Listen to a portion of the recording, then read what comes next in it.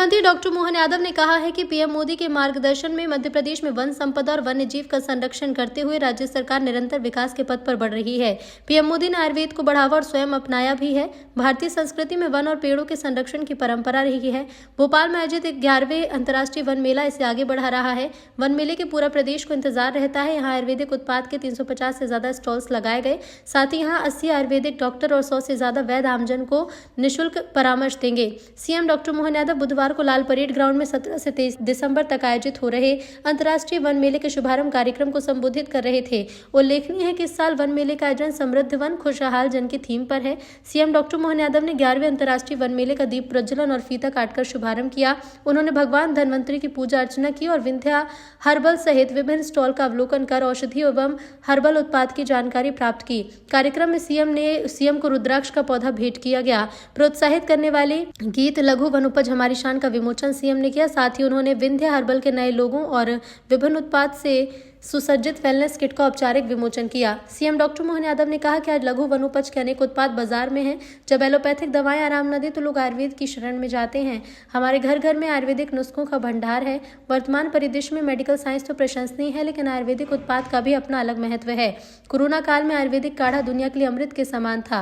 मुख्यमंत्री डॉक्टर मोहन यादव ने कहा कि राज्य सरकार प्राथमिक वनोपज सहकारी समिति, जिला यूनियन और अनुसूचित जाति जनजाति पिछड़ा वर्ग को आर्थिक रूप से सशक्त बना रही है। तेंदुपत्ता समेत अन्य वनोपज का संग्रहण करने वालों को इन पर बोनस देकर आर्थिक रूप से सशक्त करने की दिशा में कदम बढ़ाए। प्रदेश सरकार ने ट्राइफेड के माध्यम से 32 लघु वनोपज के न्यूनतम समर्थन मूल्य पर 25% की वृद्धि की जा रही है। साल 2026 में रानी दुर्गावती के नाम पर बनने जा रहे नौरादेही अभ्यारण्य में चीतों को बसाया जाएगा।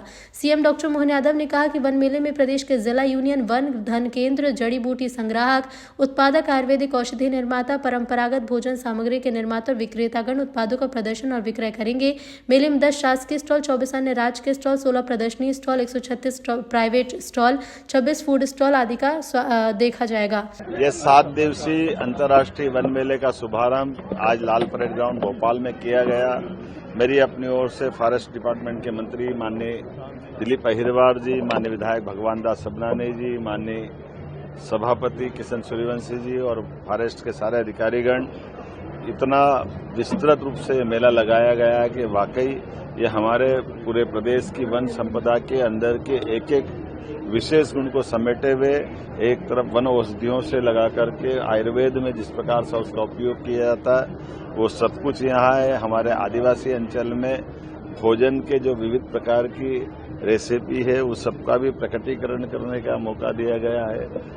भविष्य की दृष्टि से हमारे वन्य संपदा के आधार पर आर्थिक रूप से समृद्ध कैसे बनाए, उनकी अलग अलग उत्पादों के आधार पर ग्रामीण जीवन में भी कैसे लाभ उठाएं और आज के संसाधनों के बलबूते पर वन औषधियों से और बेहतर क्या बनाया जा सकता है। ऐसे बहुत सारे प्रकार से बहुत सारी चीज़ों के साथ ये वन मेले में प्रदर्शनी भी है, स्टॉल भी है, बिक्री के अलग अलग प्रकार के उत्पाद भी है। मैं मान के चलता हूँ जब हमारे देश के अंदर सबसे समृद्ध वन अगर कहीं है तो मध्य प्रदेश में है। ऐसे में हमारे वनवासी बंधुओं की आय भी बढ़े, वन्य जीवन की अंदर की खूबसूरती भी सबके सामने आए, उनकी अपने उत्पादों की मार्केटिंग हो, सभी प्रकार से उनका जीवन बदले। इसलिए वन मेले के आधार पर ये सब कुछ उनके उत्पादों को सबके सामने लाने का प्रयास किया गया और वन मेला बहुत सफलता के साथ स्थापित हो रहा है। आने वाले समय में भोपाल के अलावा भी और जगह लगाने का हमने निर्णय किया है। उम्मीद करेंगे जल्दी उसके रिजल्ट आएंगे।